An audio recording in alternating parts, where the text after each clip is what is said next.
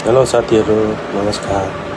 आज चाहिँ हामी यहाँ ब्ल्याङ्केट स्टाइल राइस बनाउन जाँदैछौँ है। ब्ल्याङ्केट स्टाइल राइस है यो चाहिँ। पहिला चाहिँ हामीले अन्डालाई एगलाई पोच गरेर निकाल्यौँ। त्यसको बादमा यो हामीले गार्लिक सोते गर्दैछौँ। यो गार्लिक सोते गर्दैछौँ। यो गार्लिक सोते भएपछि चाहिँ हामीले अब यहाँनिर के भन्छ यसलाई अन्त बेजिल भयो, चिल्ली भयो, रेड चिल्ली भयो, अन्त चिकनलाई चाहिँ यसरी उयो गरेर टच गर्छु एकछिन कराईमा हाई फ्लेममा। यो टच गरेपछि अलि राम्रो टच भएपछि चाहिँ यसको लागि त्यहाँबाट चाहिँ यसमा अब टर्न आउँछ राइसको है। यो टच भयो, राम्रोसँग भयो। उसको बादमा चाहिँ हामीलाई अब यहाँनिर स्टिम राइसको जरुरत छ। यो चाहिँ ज्यास्मिन स्टिम राइस हो। यो चाहिँ पहिला कुक हुन्छ हाम्रो। अनि त्यसलाई चाहिँ अन्त हालेर फेरि एकछिन उयो गर्छौँ है, सोते गर्छौँ।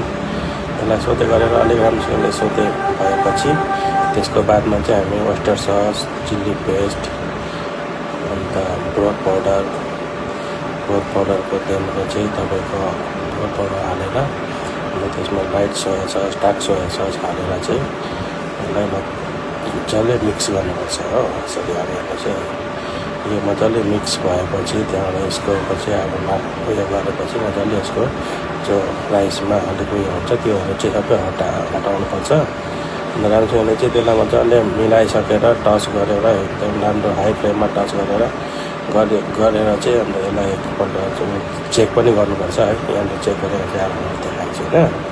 अन्त यसलाई म एकपल्ट टेस्ट पनि गरेर चाहिँ अन्त त्यहाँबाट चाहिँ यसको अब चाहिँ टर्न आउँछ प्लेटिङको लागि चाहिँ हामीले बोलमा हाल्छौँ राइसलाई। त्यसको बाद प्लेटमा उयो गरेपछि अन्त यो स्यालेड हाल्छौँ दुईपट्टिबाट, एकपट्टि कुकुम्बर, एकपट्टि चाहिँ टमाटो। अन्त त्यहाँबाट यो चाहिँ ब्राउन क्र्याकर्स हो। ब्राउन क्र्याकर्स भएपछि अन्त राइसको माथिबाट चाहिँ अघि हामीले पोच गरेर राखेको अन्डा थियो त्यसलाई चाहिँ माथिबाट राखेर यो चाहिँ अब टाइम टु पिकअप हो। अब यसको चाहिँ अब सर्भ हुने टाइम भयो।